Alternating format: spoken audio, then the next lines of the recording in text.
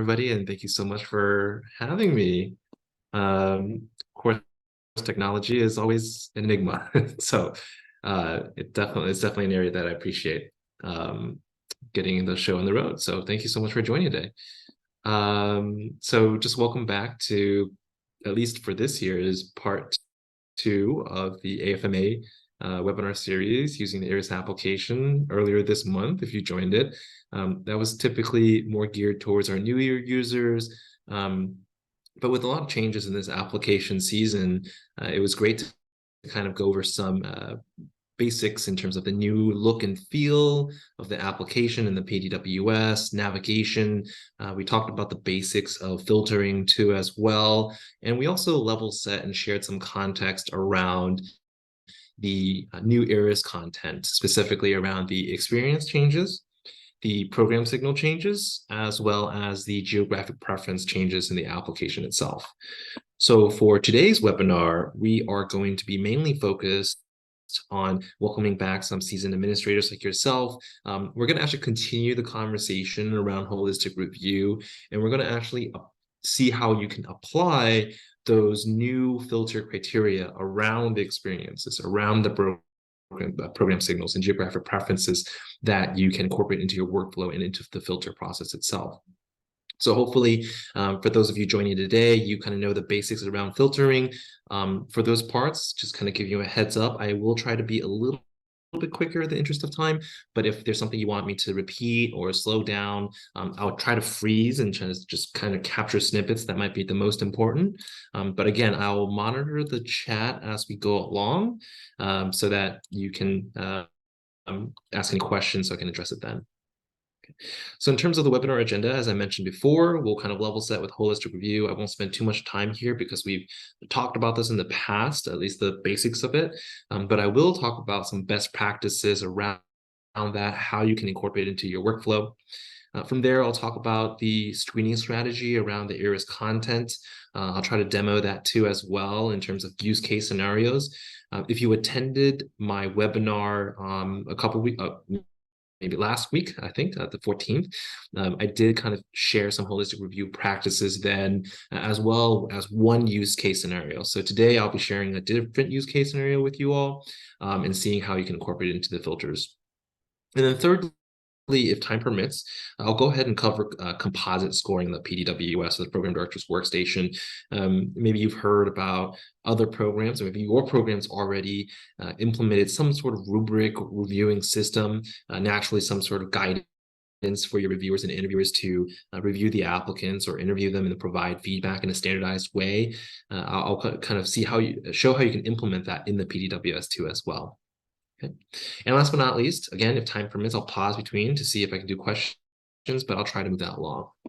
Before I jump into the main level setting that we talked about, I do want to kind of reiterate some important points that we've noted throughout the season, either in our communications, previous webinars, and even today's webinar too as well. The first is that for the USMLE Step 1 and the COMEX USA Level 1 scores, those score filters have been removed. What remains is the pass-fail filters. This is part of the transition that we've had for the past 3 years, moving from scores type exam information for those Step 1 and Level 1 exams to pass-fail status filters instead. So again, if you have any historical filters that carry over season to season, they're going to be existing in your system today in your PDWS. Make sure to just kind of go back and check for any of those score-based filters. If you run them this season, you'll probably run into an error message. So if you see an error message, just check to see if that exists in there. In addition to that, again, with some experience changes and updates too as well, that's another area that might generate errors if it's kind of grandfathered in from a previous season. So again, check those filters as you run them. Secondly, as you've heard before, potentially, we are collaborating with Thalamus in terms of offering 3 complementary services: the main interview scheduler, Thalamus Core, the itinerary wizard that's part of that scheduler, as well as a data component of it, or analytics component of it, called Cerebellum.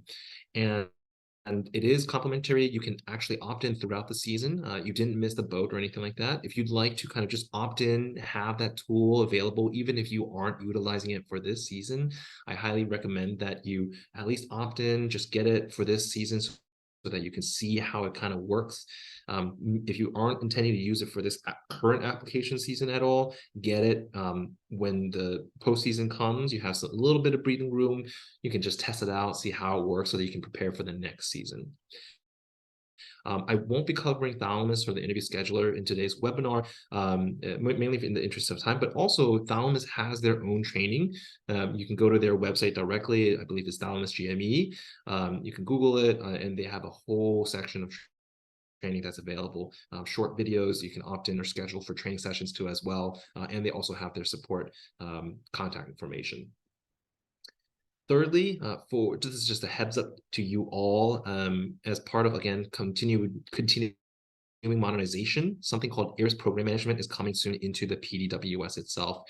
So come early to mid-October, when you sign into the PDWS, you'll actually see a new tab for program management, and you'll see new setup information too as well.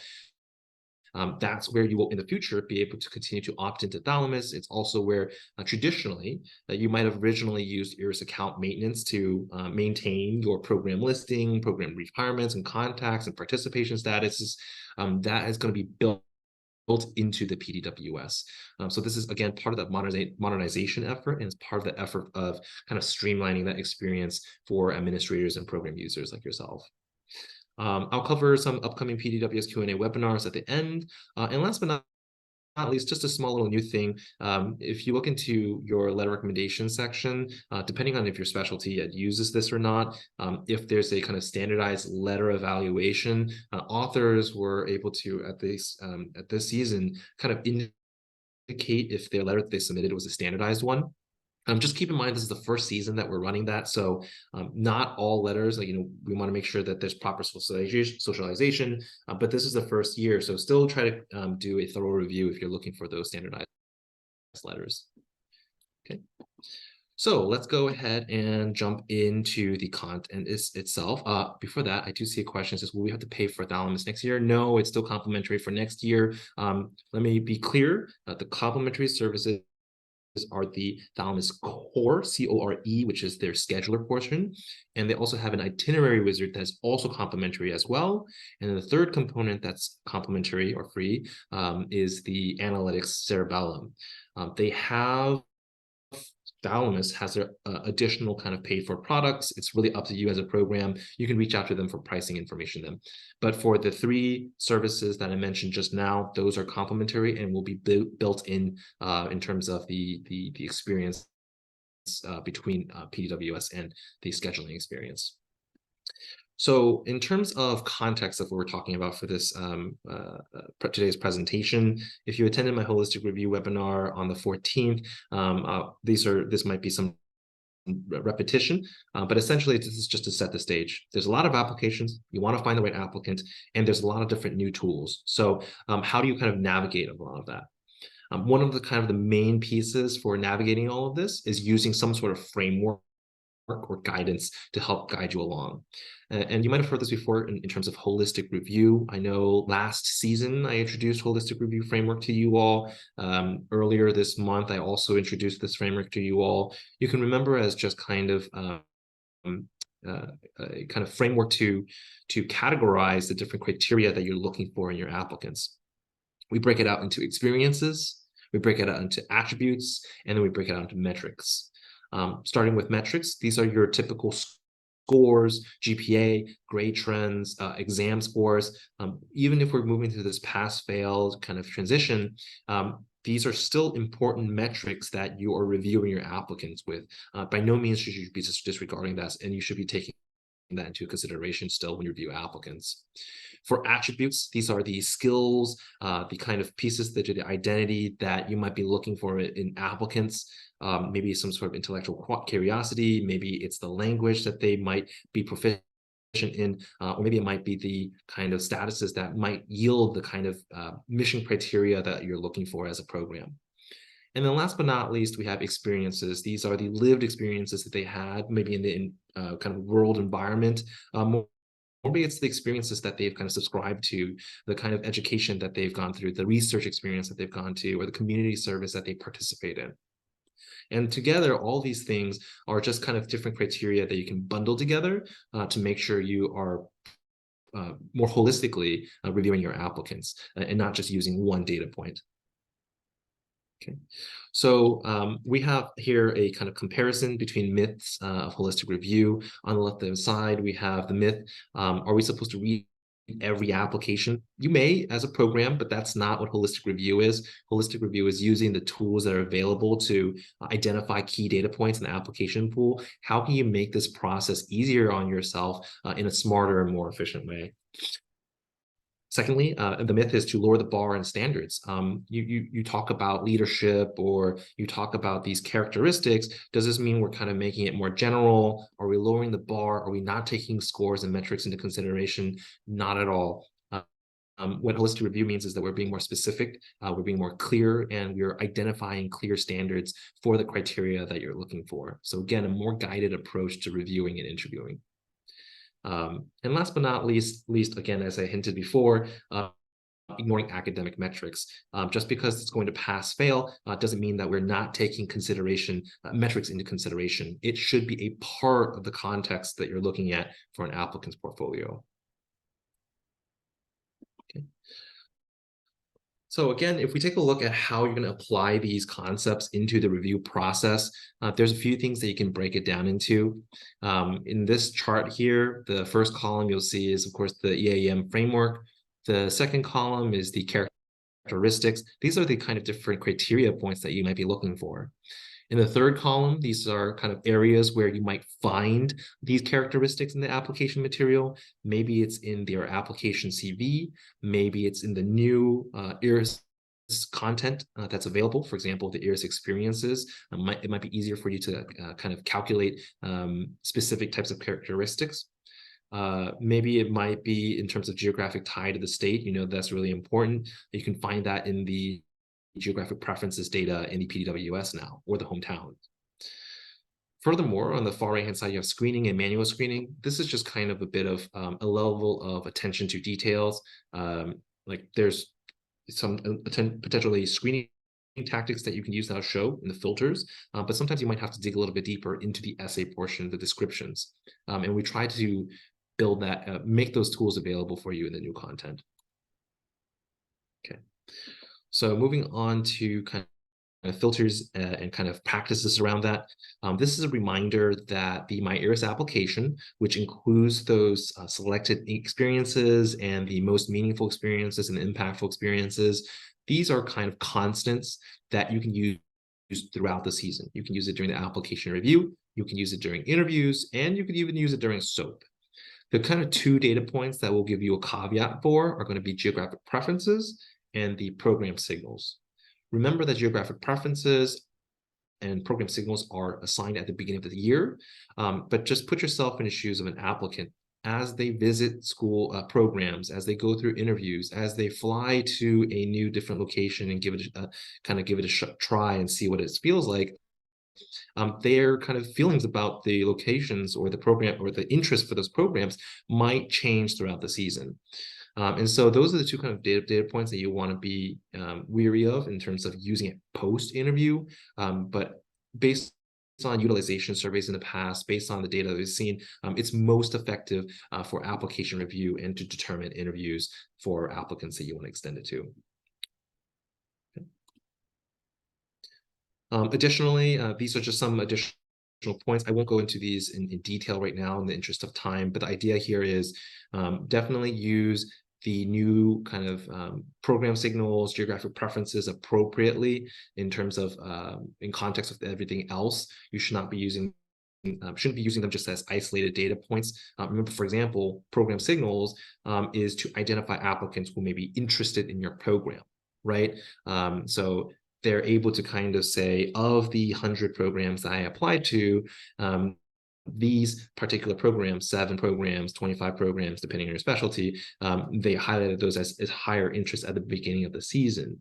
But they still apply to the rest of the programs. They still apply to your program. And at the end of the day, interest is not a measure of qualifications, right? So you still want to look at their exams. You still want to look at the experiences that they've had in their resume. Again, this doesn't mean you have to read every single application in super detail. It just means that when you're using screening tactics, you should be taking more into consideration.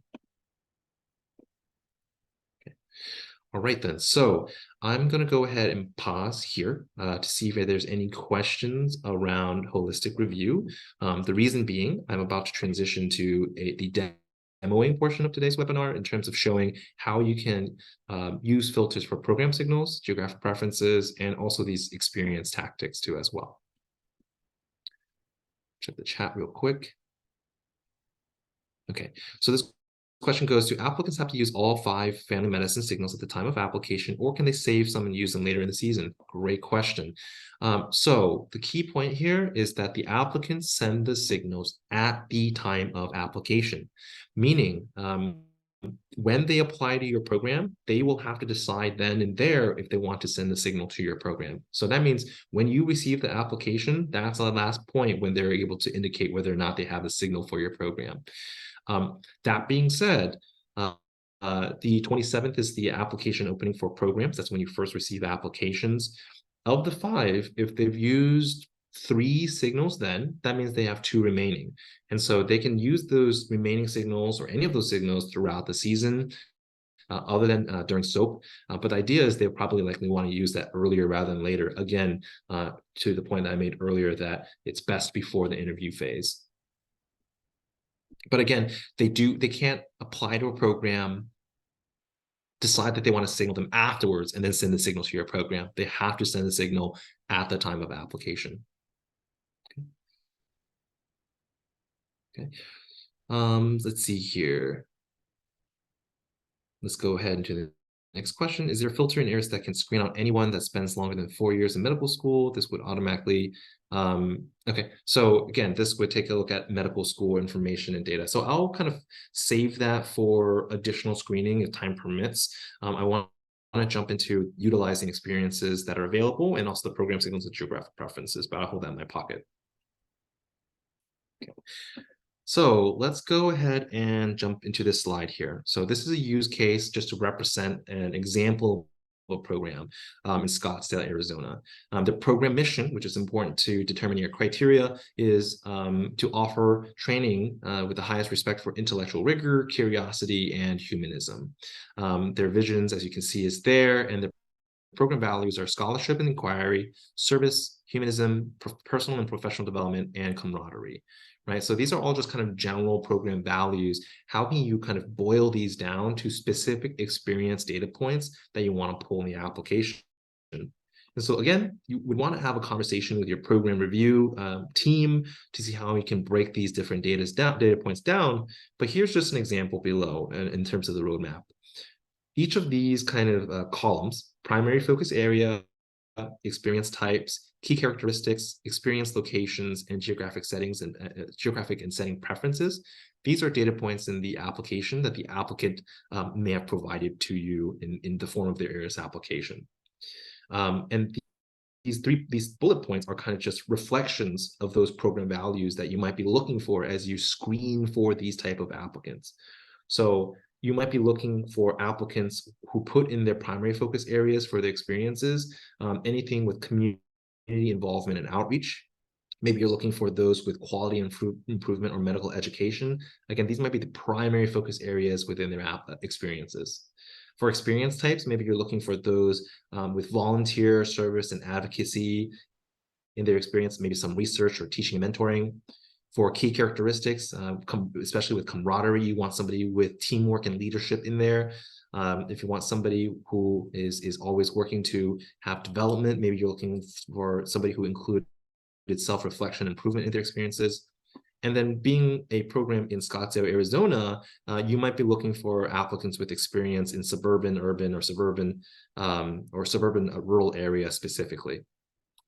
And last but not least, for their geographic preferences, you may want to have identify an applicant that has expressed interest or preference for your division in your program.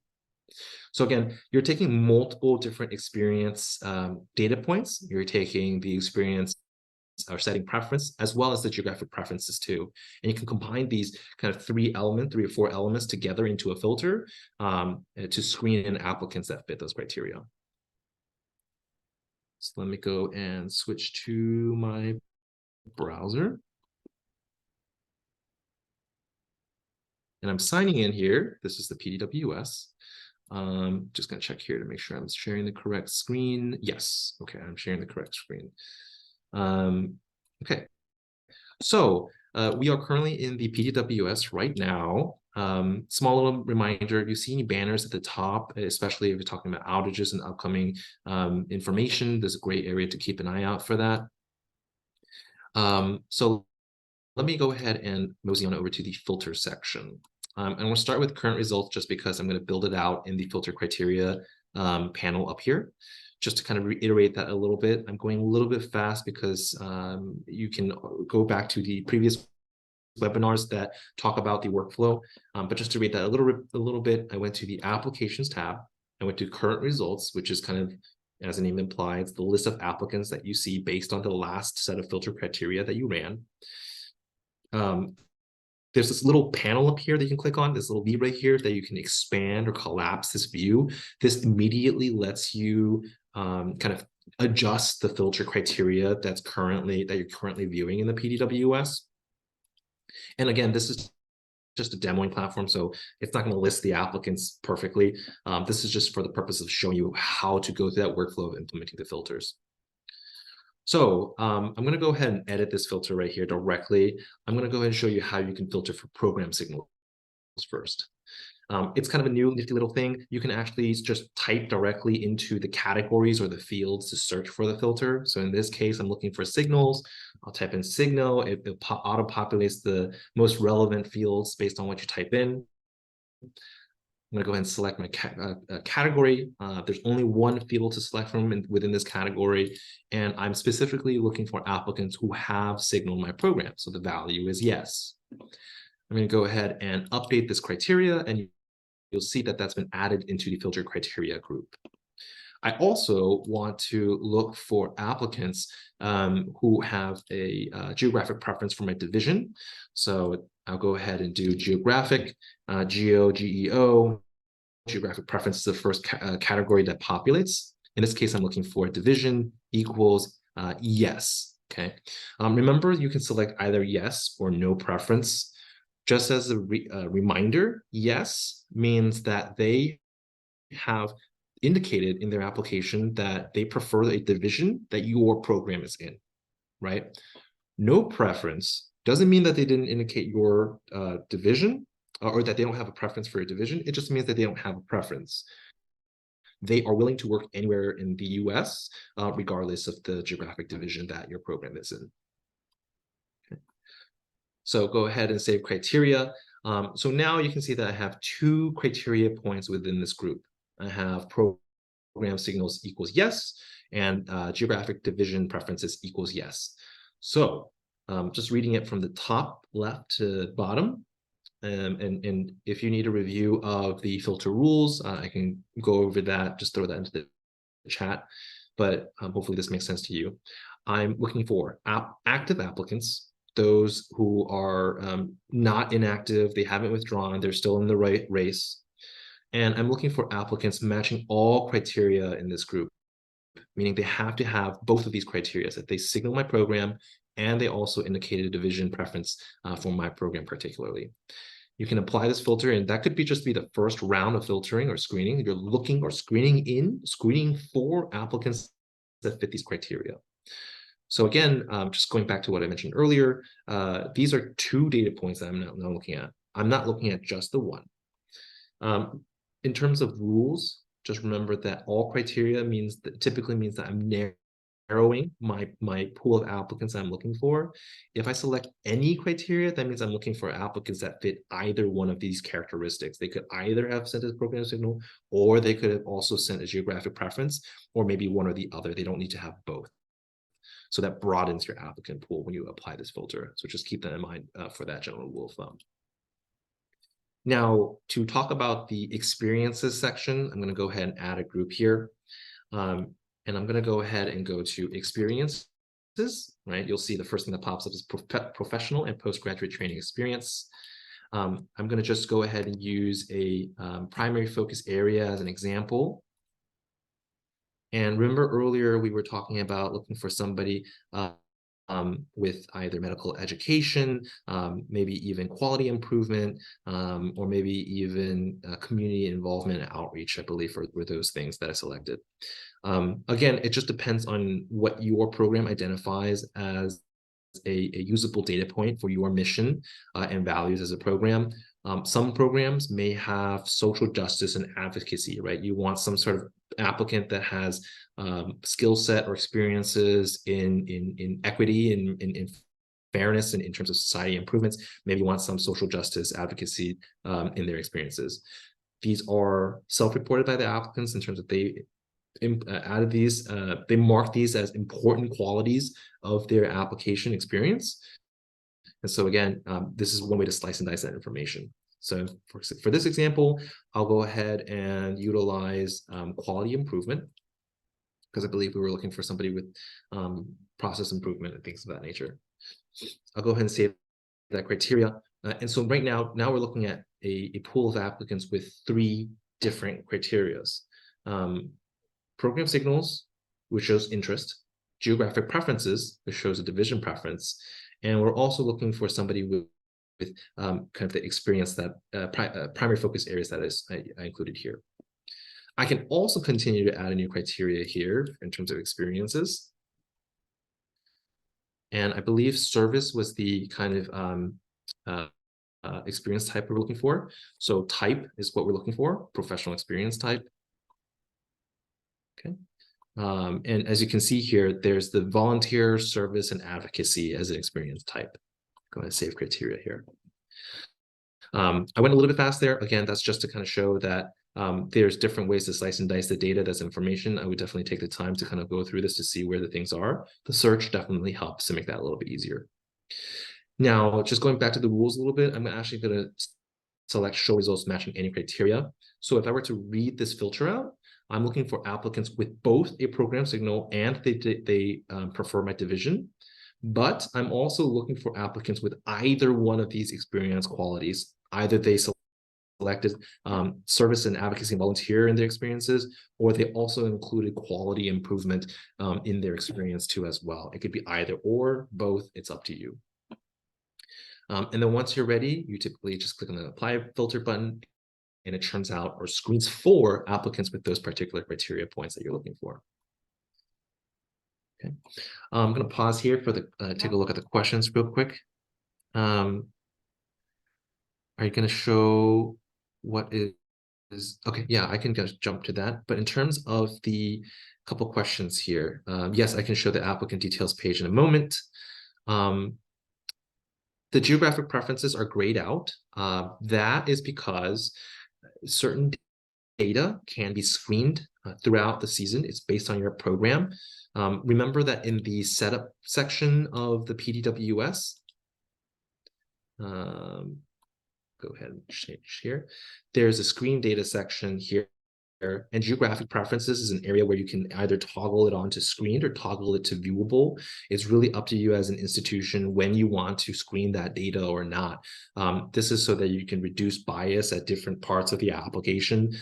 Some of you may know, like you might judge somebody based on how they look. And so the photograph is something that you can maybe initially screen so that that doesn't introduce any bias in the review process. Similarly, for geographic preferences, if you know if an applicant is more willing to move out to your state because of this geographic preference, maybe they said that in their essay, you might want to screen that information in the beginning. It's really up to you as a program. Is there a limit into the add-ons to the filters?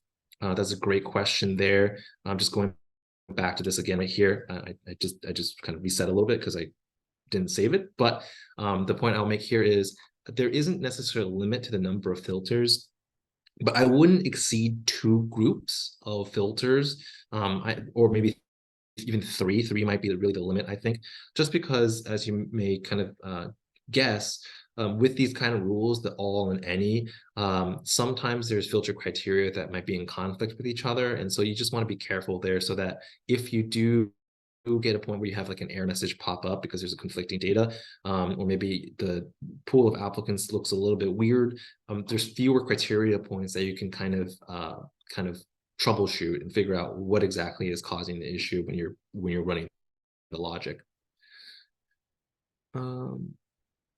Okay, the filters will all show up on the main screen when you are done, and you can delete any in error. Yes, that is exactly correct. So if there's a filter, let's say the one I built earlier with the program signals and the geographic preferences and the experiences, and let's say one of the experiences you decide, actually, this isn't really a part of the fit. You can most certainly adjust and change these filters throughout the season. Earlier this month, when we did the previous webinar, I did show you the system-defined filters, the user-defined filters, and the favorites. You can save the filters that you use the most often. They get carried over season to season. So one of the most important kind of key points about holistic review is it's not just a one-time thing. You kind of it's more of a cultural thing. You have to continue to iterate, improve based on what you've learned each season.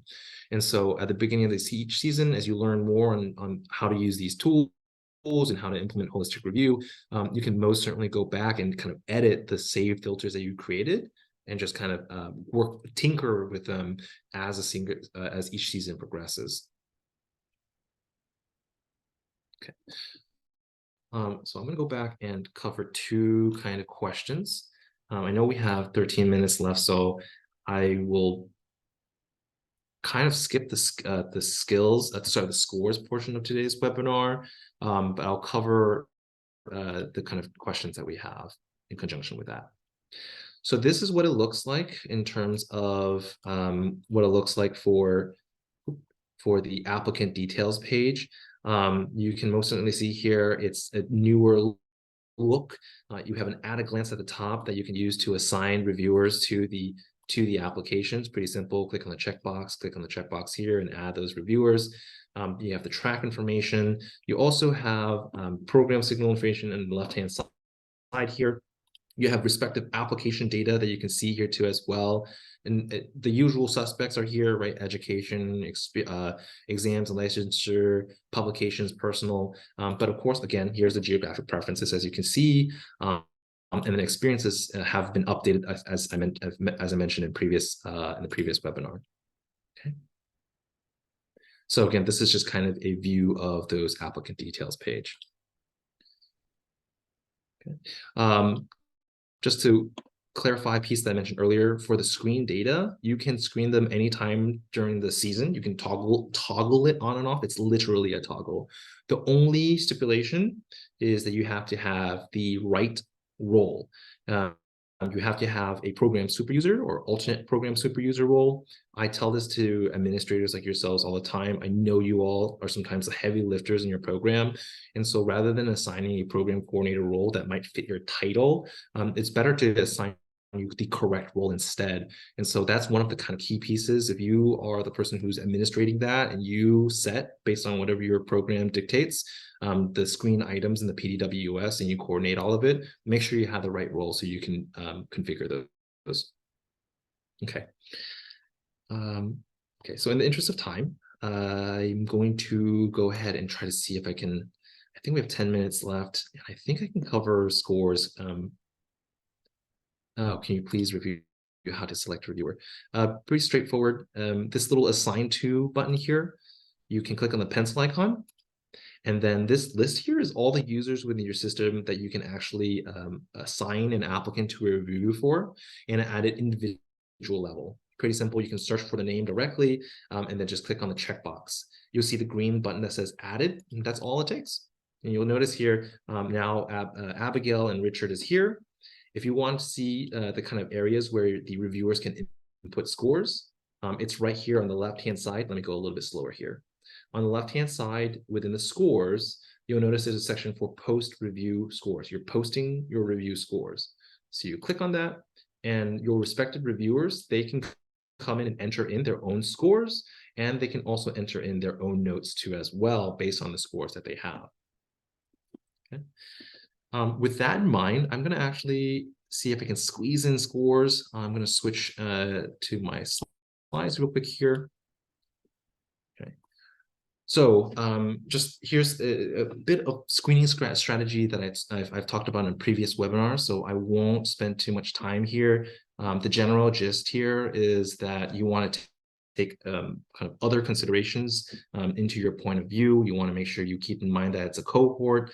You want to make sure you do the legwork in terms of establishing the core competencies, and those are the main things that you want to focus on. Okay.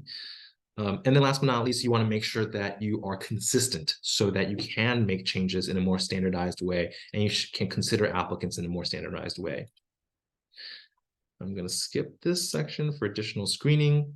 And then for this slide here, this is actually just a plug to one of our recorded webinars, the AMC OPTA webinar on holistic review. If you want to see what a couple program directors' experiences was, this is for UPenn, Dr. Carrie Ahrens. He had a segment in there that he talked about how the 7 steps that you have for laying the foundation for success. One of the major things that both program directors talked about was implementing a rubric system into their into the review process. And so this is just a slide to plug for that. But in terms of scoring in the program director's workstation, there's multiple tools that you can utilize in the PDWS. So after you've identified the criteria to evaluate, after you've decided where in the application, what kind of, maybe it's a letter of recommendation, maybe it's the experience points, maybe it's the program signals, geographic preferences. Once you decide, okay, I'm going to implement some sort of data point that we want to add a kind of scoring to, then you can add in scores into the PDWS to incorporate into the rubric process. You can create custom scores. You can utilize the pre-existing scores that are already in there. And then ultimately, you can also kind of add weights to the scores and then include them as part of an overall larger composite score too as well. So this is just kind of an example of what you might take into consideration when you're looking at the scoring. You might be looking at the qualities on the left-hand side, and on the right-hand side, you might have a particular score that you would implement, the specific criterias and questions that are associated with that. Remember what I mentioned earlier, you do want to be as, one of the tips that the program directors gave was to be as specific as possible so that you have less variation in how it can be interpreted. So before I jump back into the demoing to kind of wrap up the webinar with the demo of the scores and also any sort of Q&A, here are just some additional webinar dates in terms of additional kind of Q&A opportunities. If you still have a question after today, or you have a question just generally about getting into the PDWS or about using the PDWS, feel free to attend these sessions. Okay, let me go ahead and switch over to this real quick. Okay, I know we're in the last few section here. Okay, so I just want to show the setup real quick and scores. This is what I was talking about earlier in terms of utilizing the scores. I know I showed the panel on the left-hand side and the applicant details page, but remember that for multiple kind of pieces of the application, you can include them in the composite score, meaning add the scores together to have a final score, and that way you can easily evaluate applicants in a numerical way. And additionally, you can actually change the weight of the scores too in the setup too. So let's say, for example, if you value department chair letters or PD program director level letters of recognition more than their other documents, you can potentially increase it by 25%, maybe not that high.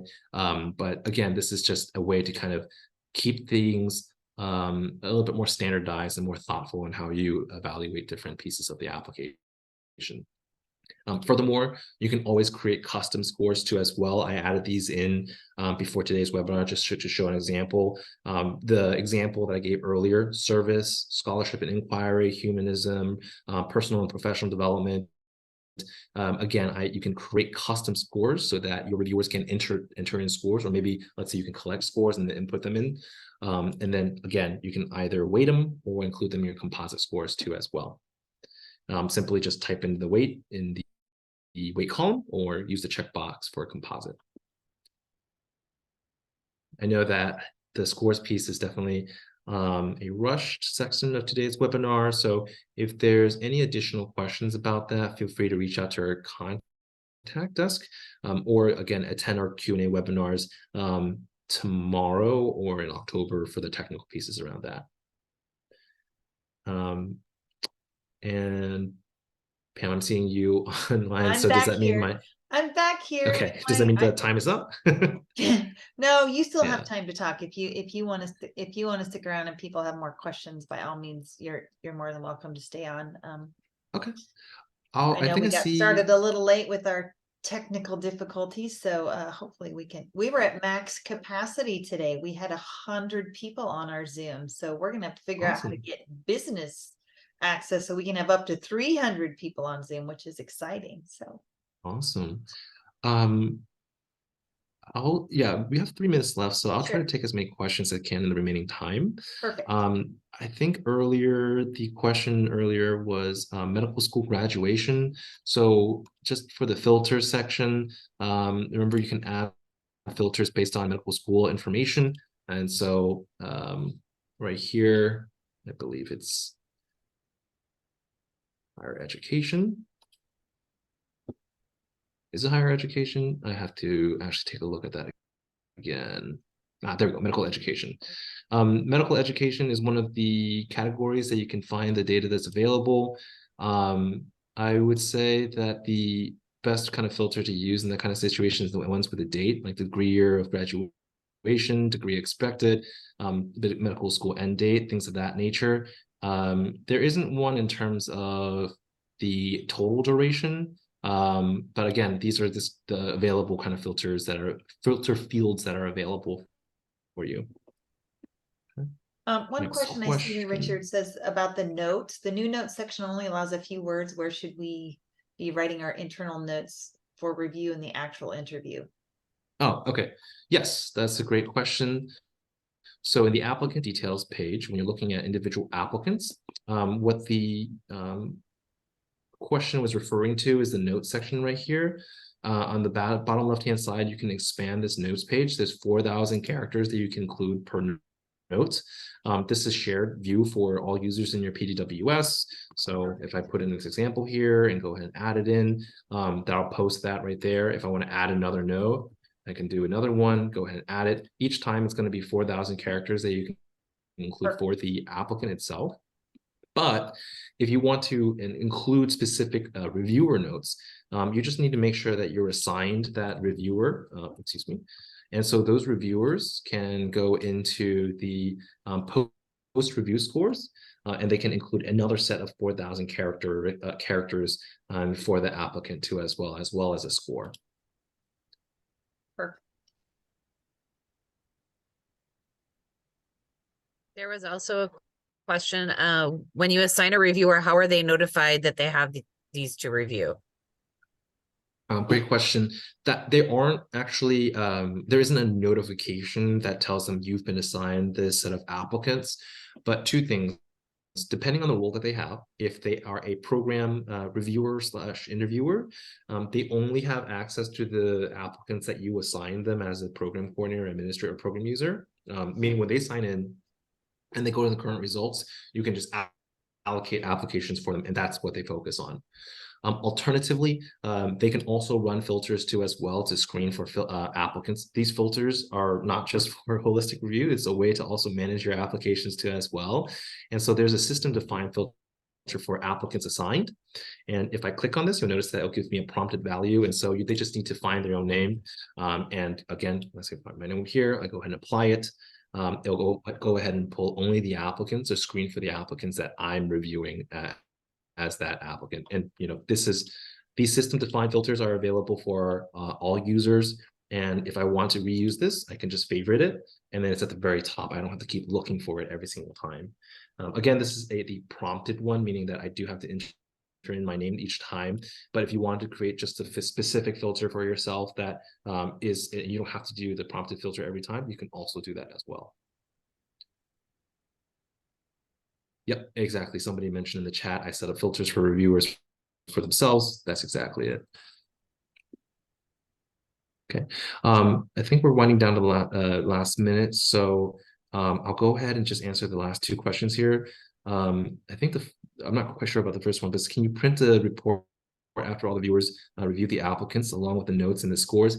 Yes, you most certainly can. You can either do it through a CSV export. I don't have time today to share it, but you can use the CSV export to export into a Excel format, or you can use the bulk print feature. Let's say in this case, I'm checking these applicants here. Oh gosh, I had this blocked here. You'll notice on the top right hand side, there's this menu for actions for the selected applicants. And one of the options is view/print application. And for this, you'll notice that includes the application, includes the scores, post-interview scores, the post-review scores, the notes. All you have to do is just make sure you check the item that you want to print out. It'll generate, instead of the Excel format, a PDF format instead. And you can do this for multiple applicants at a time. The only stipulation here is two things. One is the bulk print CSV export features will be disabled the first day. I believe it's going to be reinstated in the afternoon. It's probably the shortest duration that we've set that kind of embargo. And the second thing is, if you do use the bulk print specifically, the one that generates the PDFs, try to keep it under 50 applications at a time. So in that way, again, it gives you a more seamless experience. Okay, and with that, I'm sorry for going over time here. You're I'll go okay. and turn You're it okay, back over Richard. to you. You're okay. Thank you so much for having me speak today. If there's any questions, you can reach out to our contact support desk or attend any of our Q&A webinars too as well. Awesome. Thank you so much. Also, for everybody that's still here on our Zoom link, if you look in the chat, Deb Egger, our amazing website guru, has posted our AFMA YouTube channel, and the recording of this webinar will be posted there, and also the previous recording that Richard did for us a couple weeks ago regarding ERAS and kind of the nuts and bolts beginning pieces of how to get into ERAS and what to look for is also posted there. So go check it out. Go to the YouTube channel and check out the videos. And like I said, she posted that in here. So copy and paste it somewhere so that you have it. And if you can't find it, you can also log into the AFMA online website with your credentials, and you will be able to access webinars there. And I think there's also a link to get to our YouTube channel as well. So thank you so much for joining us today. And again, apologizing for the technical difficulties, but the good news is that we met maximum capacity today and we had 100 of you on here. So that's super awesome. Yeah. Yay. So thanks again for being gracious and allowing us to work through our technical difficulties, and we will have that fixed, I promise, the next time that we get into webinars. So hope you all have a wonderful day and get some sleep, because y'all are going to be up reviewing applications for the next, I don't know, 3 months of your lives. So if you have questions, I put my email address and my phone number in the chat.